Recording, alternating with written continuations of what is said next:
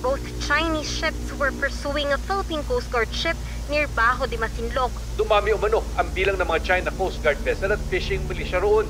Personnel of the PCG vessel BRP Suluads were honored.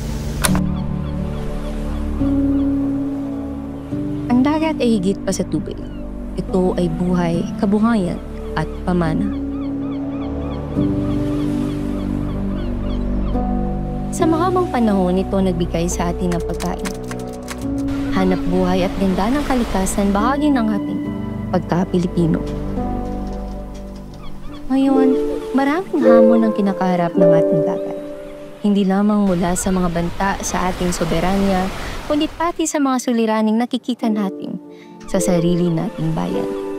Polusyon, kapabayaan, at kawalang pakialam ang unti-unting sumisira sa buhay sa ilalim ng alon.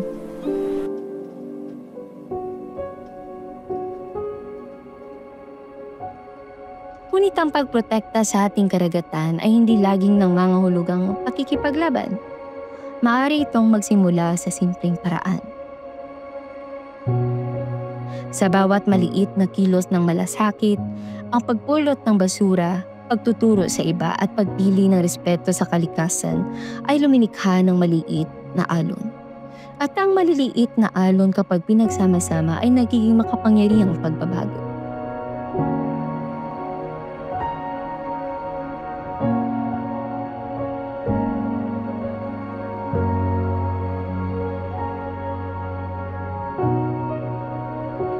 Ang panawagang protektahan ng ating karagatan ay hindi lamang tungkol sa pagtatanggol ng teritoryo.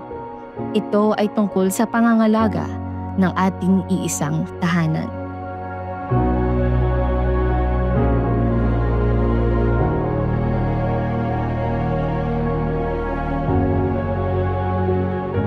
Sa pag-aalaga sa kalikasan, pinatibay natin ang ating karagatan. Sa pagkakaisa, naiimpluwensyahan natin ang iba na makiisa.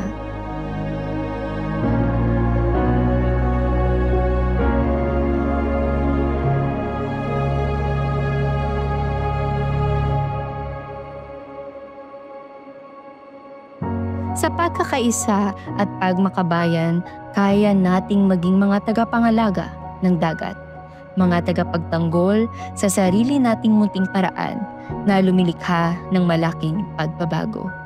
Para sa dagat! Para sa bayan!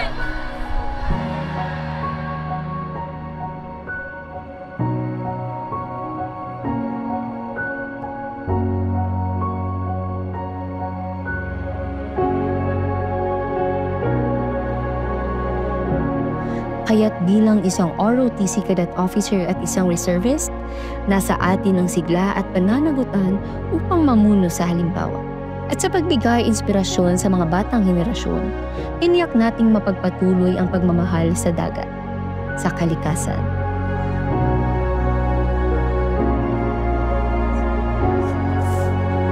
Manang, ano nasa? Amo ni siya ginatawag nga mangroves, then katanom kami sini sa kilid sang dagat. Saan mo nasahang?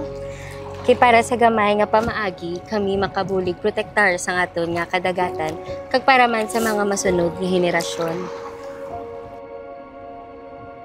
Dahil sa bawat maliit na akbang, nagsisimula ang pagbabago. Kaya't simulan natin sa maliit, sapagkat ang bawat munting aksyon ay may kakayahang magbunga ng malaking epekto.